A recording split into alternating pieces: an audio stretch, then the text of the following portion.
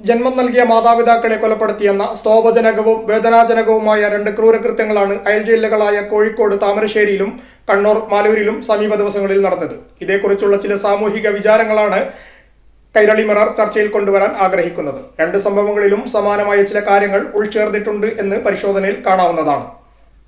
കോഴിക്കോട് താമരശ്ശേരിയിൽ മാതാവിനെ വെട്ടിക്കൊലപ്പെടുത്തിയ യുവാവും കണ്ണൂർ മാലൂർ നിട്ടാറമ്പിൽ മാതാവിനെ കൊലപ്പെടുത്തിയ യുവാവും അവരുടെ ഏക മക്കളായിരുന്നു. സ്നേഹമൂട്ടി നാളിതുവരെ വളർത്തിയ മാതാവിനെ ഇരുവരും കൊലപ്പെടുത്തിയത് എന്തിനാണ്? ഇത്രയും ക്രൂരമായ മനോനിലയിലേക്ക് രണ്ടു മക്കളും കൂപ്പുകുത്താനിടയാക്കിയത് ലഹരിയുടെ അമിത ഉപയോഗമാണെന്ന് വാർത്താ മാധ്യമങ്ങൾ റിപ്പോർട്ട് ചെയ്യുന്നു. ഇരുവരും അവിവാഹിതരും വലിയ സൗഹൃദ ബന്ധങ്ങളില്ലാത്തവരുമായിരുന്നു എന്നും കാണാം. കടുത്ത വേദന നൽകുന്ന ക്യാൻസർ എന്ന മാരക രോഗാവസ്ഥയിൽ സഹോദരിയുടെ വീട്ടിൽ ശസ്ത്രക്രിയ കഴിഞ്ഞ് വിശ്രമിക്കുകയായിരുന്ന താമരശ്ശേരി അടിവാരം 30 ഏക്കർ കായിക്കൽ സുബൈദ എന്ന മധ്യവയസ്കയെ മകൻ മുഹമ്മദ് ആഷിഖാണ് വെട്ടിക്കൊലപ്പെടുത്തിയത്. പിതാവ് ഉപേക്ഷിച്ചുപോയ 25-കാരനായ ആഷിഖിനെ സുബൈദയായിരുന്നു ഊട്ടിയുറക്കി വളർത്തി വലുതാക്കിയത്. കൊന്നിട്ടും അരിശം തീരാതെ ആ മകൻ മാധ്യമങ്ങളോട് പറഞ്ഞത് കേട്ട് ലോകം വീണ്ടും ഞെട്ടിത്തരിച്ചു. ജന്മം നൽകിയതിലുള്ള ശിക്ഷയത്രേ സ്വന്തം മാതാവിനെ കൊലപ്പെടുത്തിയതിലൂടെ നടപ്പാക്കിയത്.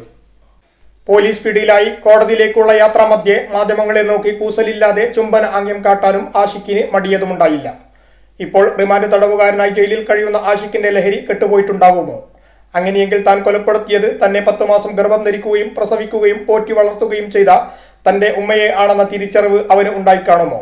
കുറ്റബോധത്തിന്റെ കനം കൊണ്ട് ഹൃദയം തകരുകയും കണ്ണീരിനാൽ കവിളുകൾ നനഞ്ഞു കുതിരുകയും ചെയ്തിട്ടുണ്ടാകുമോ ആ മകന്?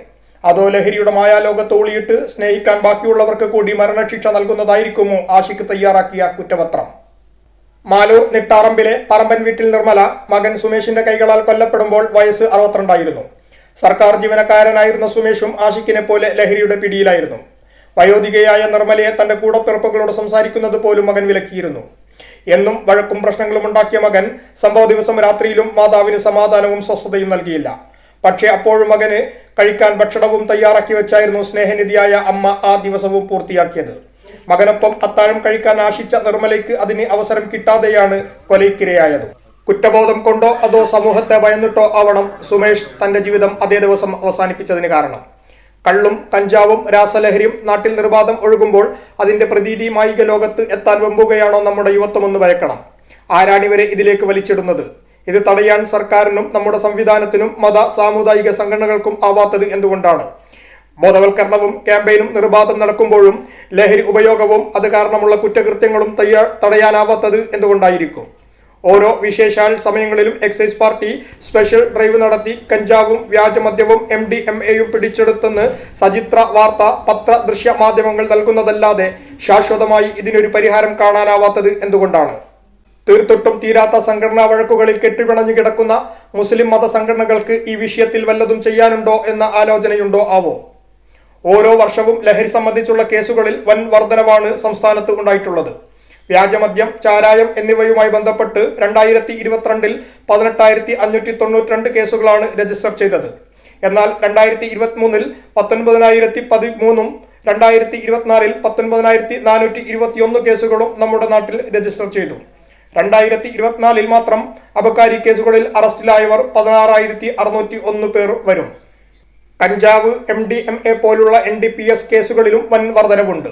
2022 വർഷത്തിൽ 6,116 കേസുകളാണ് രജിസ്റ്റർ ചെയ്യപ്പെട്ടതെങ്കിൽ 2023 8,104 കേസും 2024 8,160 കേസും രജിസ്റ്റർ ചെയ്തു. എക്സൈസ് പോലീസ് വിഭാഗം കണ്ടെത്തി രജിസ്റ്റർ ചെയ്യുന്ന കണക്കാണിത്. ഇവരുടെ കണ്ണിൽപ്പെടാതെയും ഇവർ കണ്ടതായി നടിക്കാതെയും നടക്കുന്ന ഇടപാടുകൾ ഇതിലും എത്രയോ ഇരട്ടി വരും എന്നതാണ് യാഥാർത്ഥ്യം. സ്കൂൾ കുട്ടികൾ മുതൽ ഡോക്ടർമാർ വരെയും സർക്കാർ ജീവനക്കാർ മുതൽ ബസ് ഡ്രൈവർ വരെയും ജാതി മത തൊഴിൽ ഭേദമന്യേ ആളുകൾ ഇതിലകപ്പെടുന്നു. സെലിബ്രിറ്റി താരങ്ങൾ വരെ ലഹരിയിൽപ്പെട്ട് പൊതു ഇടങ്ങളിൽ ആഭാസം കാണിച്ച് നാണം കെടുന്ന കാഴ്ചയും നാം അടുത്തു കണ്ടു. ലഹരിയുമായി ബന്ധപ്പെട്ട് നടക്കുന്ന കുറ്റകൃത്യങ്ങൾ റിപ്പോർട്ട് ചെയ്യപ്പെടാതെ ഒരു ദിവസവും കടന്നു പോവാത്തേ ആയിരിക്കുന്നു നമ്മുടെ നാട്ടിൽ.